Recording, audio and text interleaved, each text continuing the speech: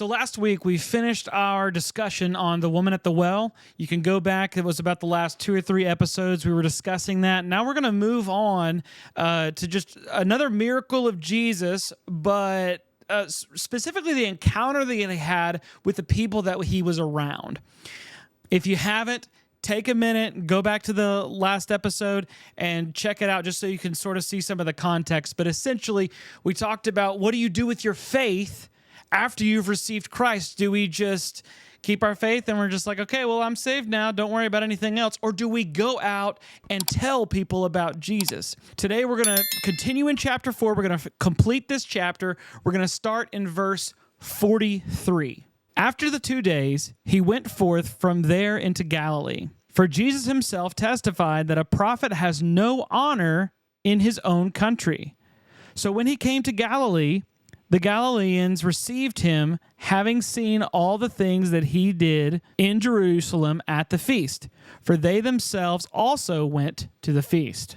So just really quick, we're gonna point this out, that Jesus says that a prophet is not welcome in his own hometown. This is not necessarily just for prophets. This is kind of a general statement. So essentially, where we grew up, our families, the people that know us, where they saw us as kids, they have a hard time not seeing us as the kids that we were when we grew up or the choices that we made. They have a hard time looking past those things. It's the same thing as first impressions. People tend to believe what they have been told first or what they have experienced first rather than the knowledge that has been set in front of them at that moment. We always look to the past. We always go back and say, oh, well, they did that one time.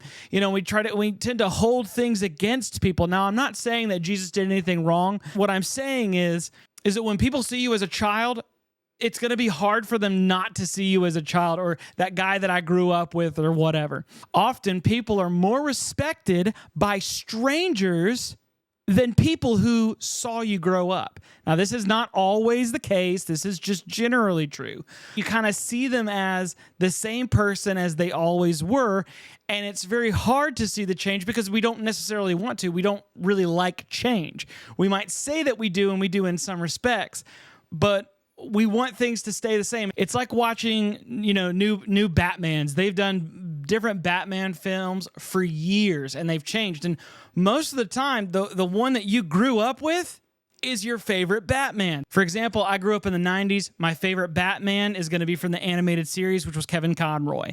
But my buddy Jeremy, he's a little bit older than I am. He likes Michael Keaton and really and honestly, Adam West, because that's the Batman that he watched when he was a kid.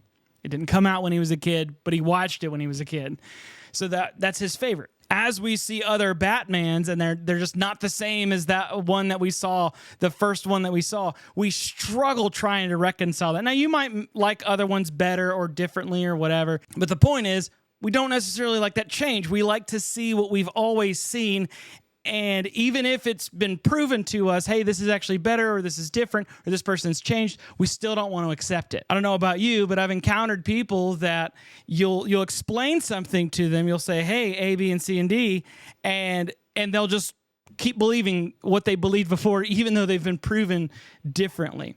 We as Christians need to be careful with that and make sure that we are not bound by our first impressions, but instead can see the change in other people and see how they grow. Now, in the context of Jesus, I'm sure people had a hard time seeing Jesus as a child. One of the interesting questions that we have about Jesus is, think about it. Jesus was a baby at some point, and then he was, obviously he was a child, toddler, and then he grew up as a teenager, and then became an adult, and then when he was around in his 30s, he started his ministry, which is where we're at in John. Well, imagine what it was like to be friends with Jesus or his parents or Jesus himself even.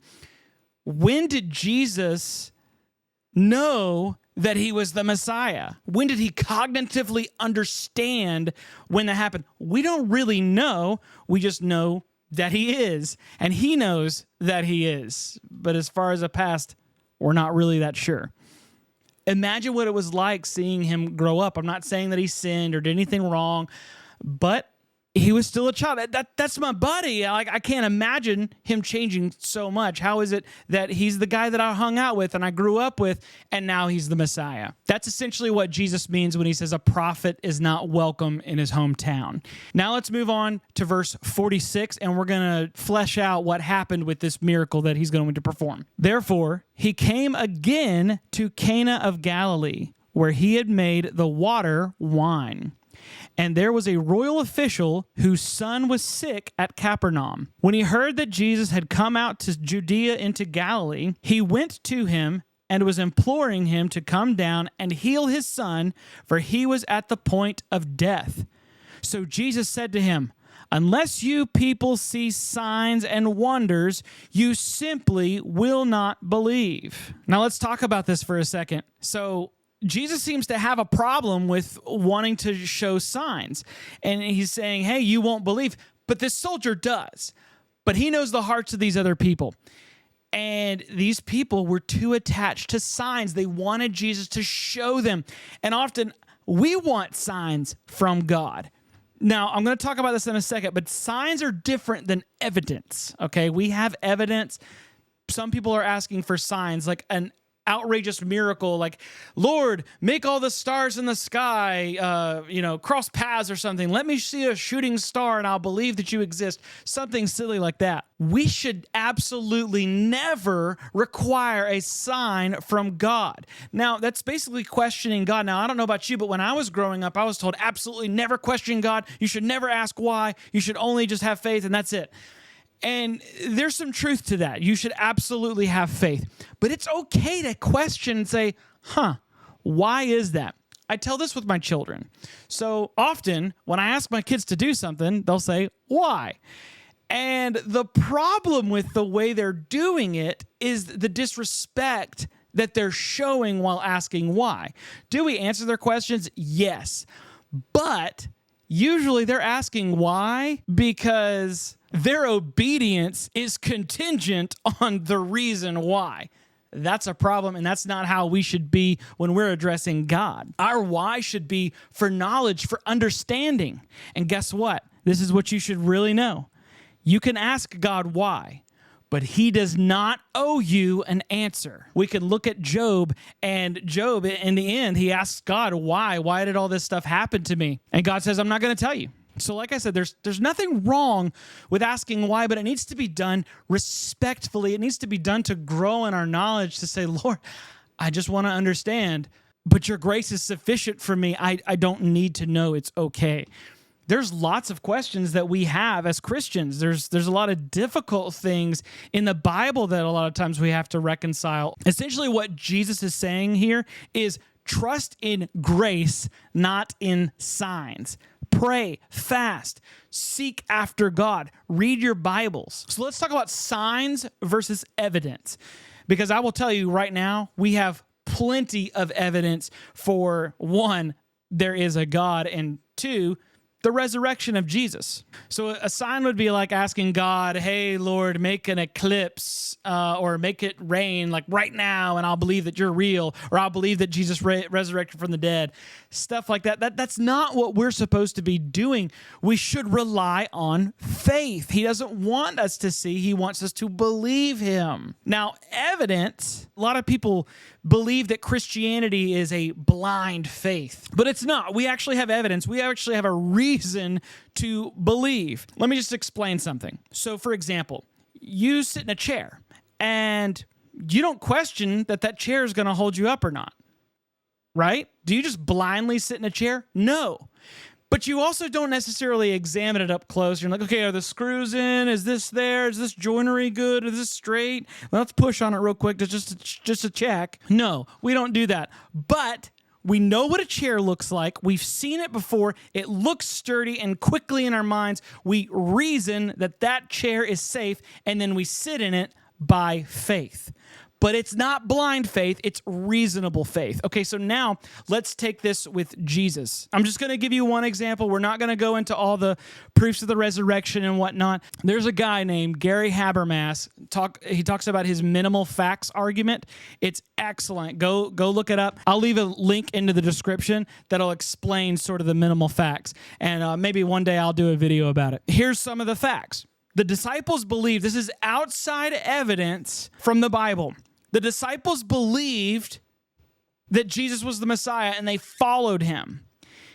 We also know, we have Roman accounts that there was a guy named Jesus, and he died on the cross. And within that, where Jesus died on the cross, the disciples fell away. This is a very important part. When Jesus died, they fell away, just like he said they would.